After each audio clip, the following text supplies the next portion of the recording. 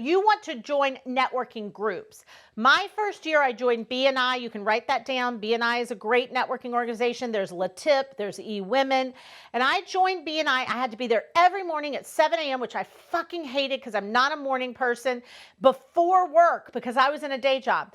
I spent about $1,100 year one to be in BNI. I think it's probably similar. It costs to be in BNI. But I made I think it was $21,000 that first year. A $20,000 return on a $1,000 investment year one in your business is well worth it. If you don't go to networking groups and events that you do regularly, you're seeing the same people regularly, you build a bond where Kim wants to help Pam and Pam wants to help Katrina, it's not as effective. You can do some of the other random ones, but random ones, in my opinion, are secondary. It is those, it's the ones that you become a member of and you have a consistent group of people that are going to get you the best results, okay?